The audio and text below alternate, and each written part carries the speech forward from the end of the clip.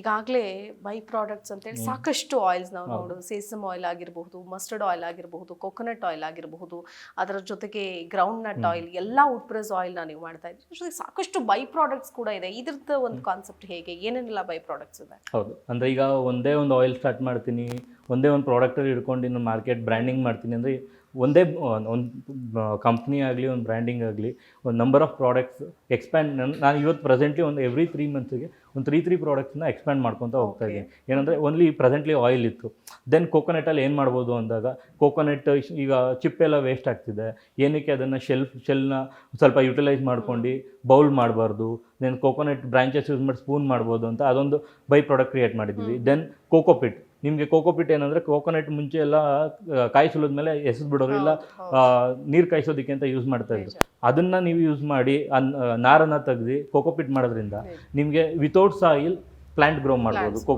ಕೋಕೋಪಿಟ್ಟಿಂದಾಗಿ. Then ಕೋಕೋನಟ್ಟಲ್ಲಿ next ಒಂದು ಇವತ್ತು present running ಇರೋದು ಅಂದರೆ ಕೋಕೋನಟ್ ಶುಗರ್ ಅಂತ ಹೇಳಿ, ಅದು ತೆಂಗಿನ ಮರ ನೀರದಲ್ಲಿ ಮಾಡೋವಂಥದ್ದು.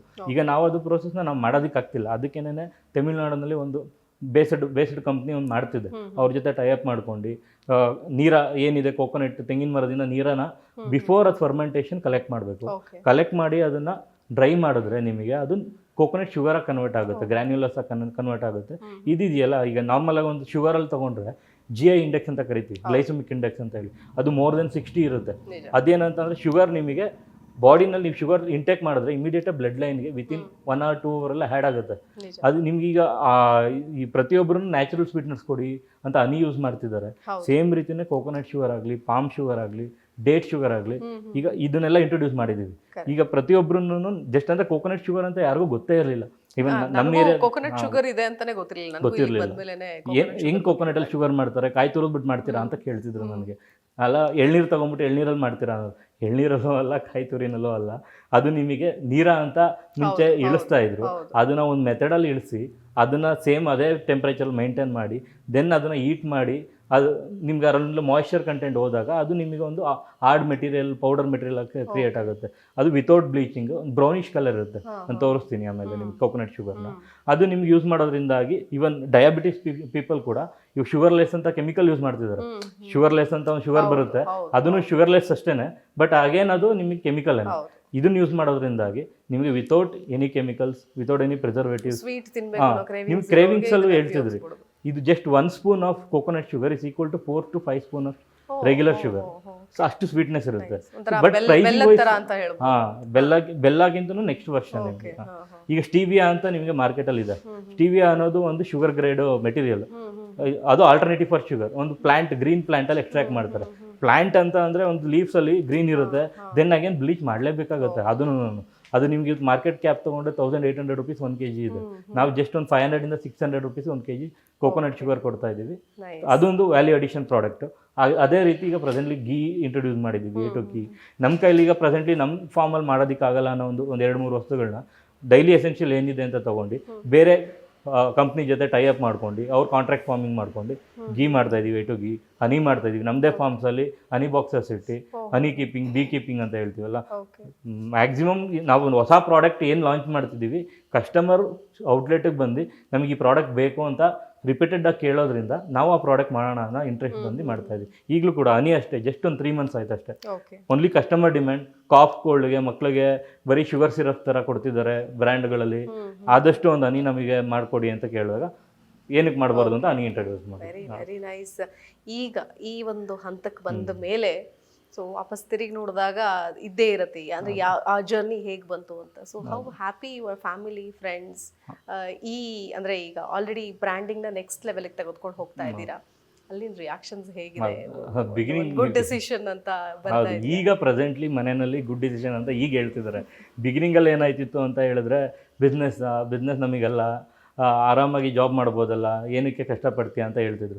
ಇವತ್ತು ಜಸ್ಟ್ ನಮ್ಮ ಪ್ರಾಡಕ್ಟ್ಸ್ ಎಲ್ಲರೂ ಬಹುಶಃ ಇದೇ ತರದ ರಿಯಾಕ್ಷನ್ಸ್ ಏನಕ್ಕೆ ಅಂದರೆ ಇವತ್ತು ಎಲ್ಲ ಪೇರೆಂಟ್ಸ್ಗೂ ಅದೇ ಹೇಳ್ತೀನಿ, ಬಿಸ್ನೆಸ್ ಮಕ್ಕಳು ಮಾಡ್ತೀನಿ ಅಂತ ಹೇಳೋದೇ ದೊಡ್ಡ ವಿಷಯ.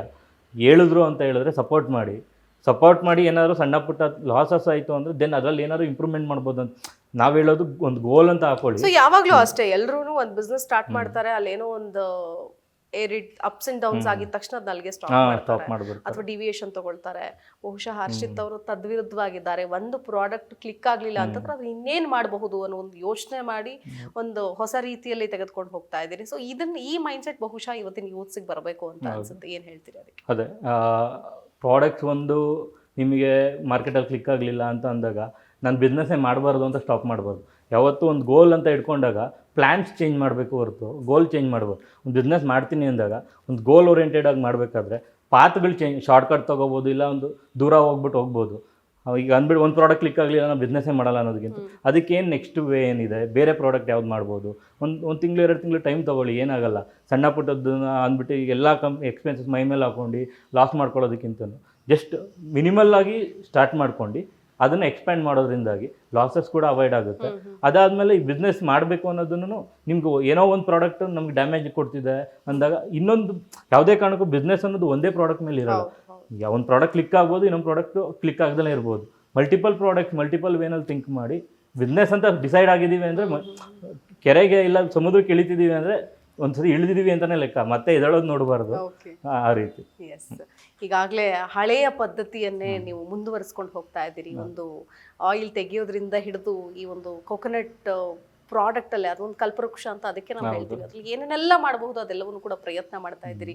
ಜನ ಕೂಡ ಮೆಚ್ಕೊಳ್ತಾ ಇದ್ದಾರೆ. ಸಾಕಷ್ಟು ಜನ ಇದನ್ನ ತಗೊಂಡ ಆದಮೇಲೆ ಹೆಲ್ತ್ ಬೆನಿಫಿಟ್ ಕೂಡ ಇದೆ ಅಂತ ಹೇಳ್ತಾ ಇದ್ದಾರೆ. ಮುಂದಿನ ದಿನಗಳಲ್ಲಿ ಇದನ್ನ ಇನ್ನೂ ದೊಡ್ಡ ಮಟ್ಟಕ್ಕೆ ಎಕ್ಸ್ಪಾನ್ಷನ್ ಮಾಡುವಂಥ ಐಡಿಯಾ ಇದೆಯಾ? ಏನೆಲ್ಲ ಪ್ಲಾನ್ಸ್ ಹಾಕೊಂಡಿದ್ದೀರಿ? ಹೌದು, ಈಗ ರೀಸೆಂಟ್ಲಿ ಅದೇ ನೀವು ಹೇಳ್ತಾ ಇದ್ರಿ, ಆ ಪ್ರಾಡಕ್ಟ್ನ ಜಸ್ಟ್ ಒಂದು ಮಾಡಿ ಒಂದು ಏರಿಯಾದಲ್ಲಿ ಕೂತ್ಕೊಂಡ್ರೆ ಅದು ಆಗೋದಿಲ್ಲ. ಯಾಕೆಂದರೆ ಒಂದು ಪ್ರಾಡಕ್ಟ್ನ ನಾವು ಕನ್ವೆ ಮಾಡಬೇಕು ಆ್ಯಂಡ್ ಎಕ್ಸ್ಪ್ಯಾನ್ಷನ್ ಮಾಡ್ತಾ ಹೋಗಬೇಕು. ಈಗ ನೆಕ್ಸ್ಟ್ ಸ್ಟೇಜ್ ನಾವು ಅದು ಎಕ್ಸ್ಪ್ಯಾನ್ಷನ್ ಸ್ಟೇಜಲ್ಲೇ ಇದ್ದೀವಿ. ಏನಂದರೆ ಈಗ ರೀಸೆಂಟ್ಲಿ ವೆಬ್ಸೈಟ್ ಲಾಂಚ್ ಮಾಡಿದ್ದೀವಿ. ನಮ್ಮದು www.aeronix.in ಅಂತ ಹೇಳಿ ನಮ್ಮದು ಎಲ್ಲ ಪ್ರಾಡಕ್ಟ್ಸ್ನೂ ಕೂಡ ಕಂಪ್ಲೀಟ್ ಕಾಮರ್ಸ್ ನಮ್ಮದೇ ಪ್ಲ್ಯಾಟ್ಫಾರ್ಮಲ್ಲಿ without any extra vendor margin ಇಲ್ದಲೆ ಡೈರೆಕ್ಟ್ ನಾವು ಹೇಗೆ ನಮ್ಮ ಸ್ಟೋರ್ ಬಂದು ಹೆಂಗೆ ಕಲೆಕ್ಟ್ ಮಾಡ್ತೀರಾ ಅದೇ ರೀತಿ ವೆಬ್ಸೈಟಲ್ಲಿ ಕೂಡ ಬೈ ಮಾಡ್ಬೋದು. ದೆನ್ ಈಗ ನೆಕ್ಸ್ಟ್ ಆದಷ್ಟು ಒಂದು ಬ್ಯಾಂಗ್ಳೂರಲ್ಲಿ ಎವ್ರಿ 10 ಕಿಲೋಮೀಟರ್ಸ್ಗೆ ಒಂದೊಂದು ಬ್ರ್ಯಾಂಚ್ ಮಾಡೋಣ ಅಂತ ಹೇಳಿ ನೆಕ್ಸ್ಟ್ ಎಕ್ಸ್ಪ್ಯಾನ್ಷನ್ ವೇನಲ್ಲಿ ಡಿಸ್ಕಷನ್ ನಡೀತಾ ಇದೆ. ನೆಕ್ಸ್ಟ್ ಆದಷ್ಟು ದೂರದಿಂದ ಬರ್ತಿದ್ದಾರೆ ಕಸ್ಟಮರ್. ಈಗ ನಾವು ಪ್ರೆಸೆಂಟ್ಲಿ ಈಗ ಹೊಸಕೋಟೆ ಸರೌಂಡಿಂಗಲ್ಲಿ ಲೊಕೇಟೆಡ್ ಆಗಿದ್ದೀವಿ. ಸಿಟಿ ಸೆಂಟರ್ಸಿಂದ ಎಷ್ಟೋ ಜನ ಬರ್ತಿದ್ದಾರೆ, ನಮ್ಮ ಕಡೆ ಬನ್ನಿ ಅಂತ ಕೇಳ್ತಿದ್ದಾರೆ. ಆಗಿರೋದ್ರಿಂದಾಗಿ ಇನ್ನೊಂದು ನೆಕ್ಸ್ಟ್ 2-3 ಇಯರ್ಸಲ್ಲಿ multiple same factory cum outlet ಅಂತ ಮಾಡೋದ್ರಿಂದಾಗಿ